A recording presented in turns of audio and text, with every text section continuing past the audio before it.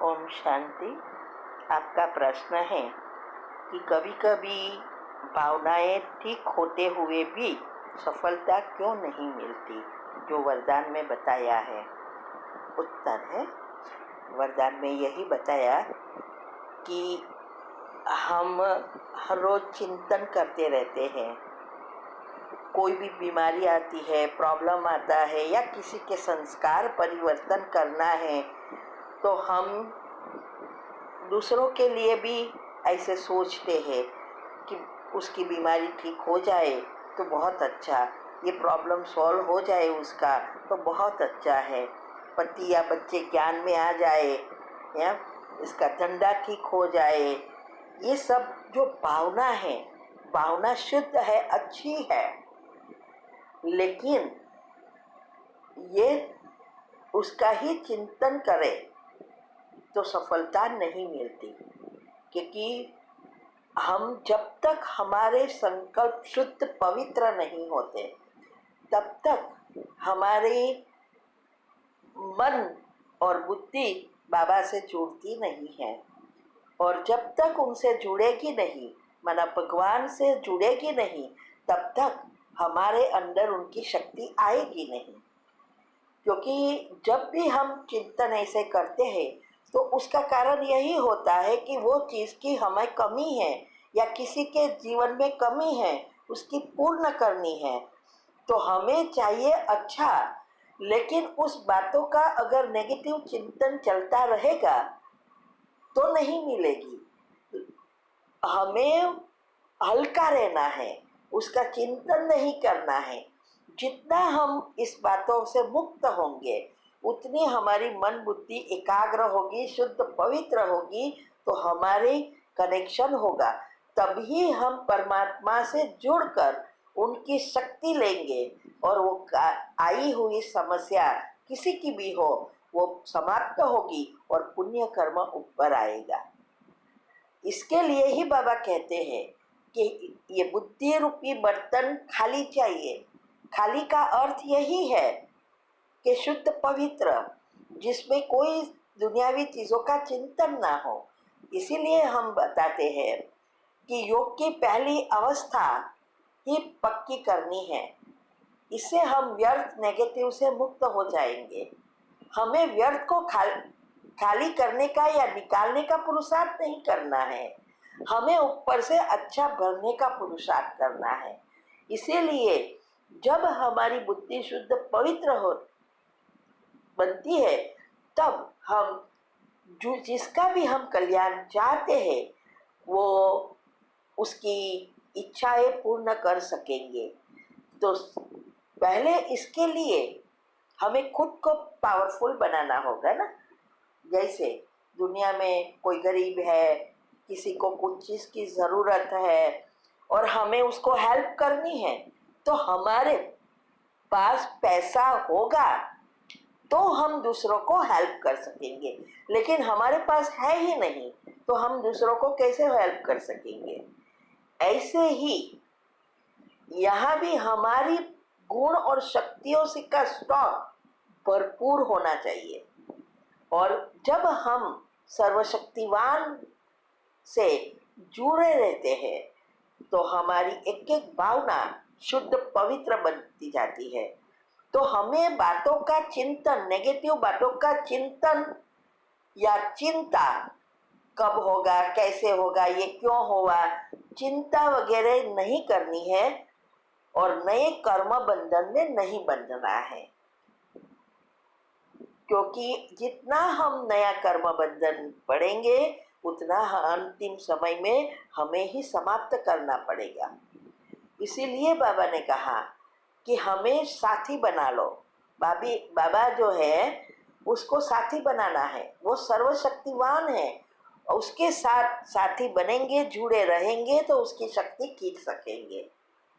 और जितना हम नेगेटिव व्यर्थ से चिंता में रहेंगे या चिंतन करते रहेंगे तो वो भगवान की एनर्जी को ब्लॉक करेगा, हमारे अंदर आने ही नहीं देगा। ठीक है। ओम शांति। ओम शांति। आपका प्रश्न है कि आपको पिछले 2 साल से पाइल्स की प्रॉब्लम है। गैस कफ की भी शिकायत है, पेट भी साफ नहीं रहता। आयुर्वेदिक, होम्योपैथी, एलोपैथी सारी दवाएं किया लेकिन कोई फ़ायदा नहीं। अभी तो गर्दन में गैप हो गई है। डॉक्टर कहते हैं हड्डियां कमज़ोर हो गई है। इसकी वजह से शोल्डर भी पूरा दर्द हो रहा है और डॉक्टर ने दवाई दी, इससे नींद बहुत आ रही है।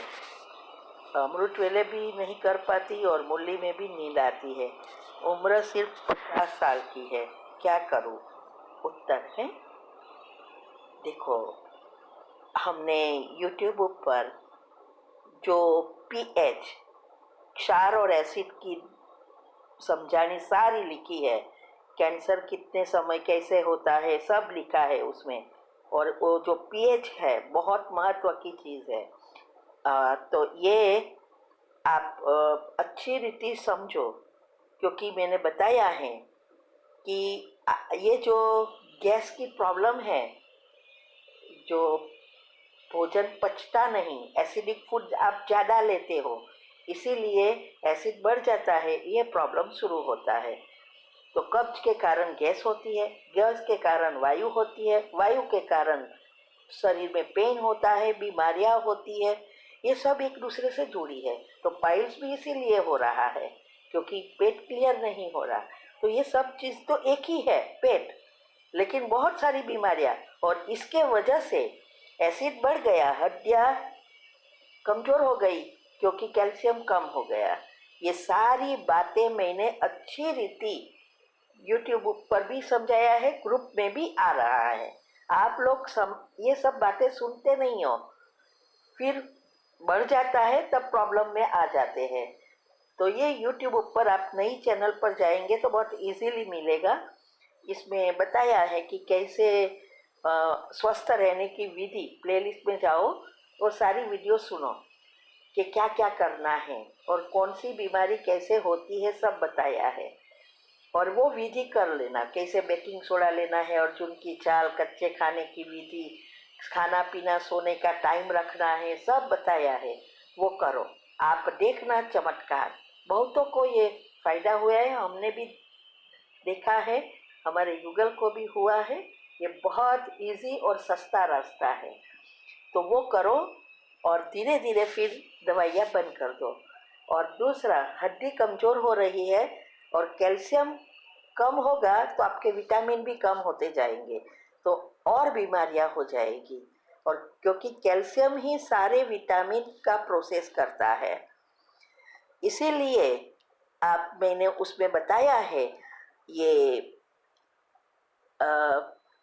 चूनो, जो चूना आता है पान में खाने का, छोटी छोटी पुड़कियाँ आती है, वो कैसे लेना है वो अच्छी रीति समझाया है। जो स्वस्थ रहने के लिए 3 वीडियो भी रखी है, वो सारी बातों को अच्छी रीति समझो।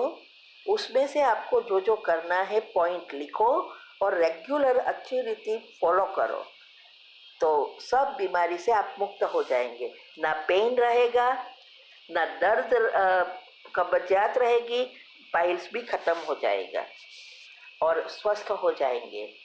और दवाई धीरे धीरे फिर बंद कर देंगे तो नींद भी प्रॉब्लम नहीं आएगा।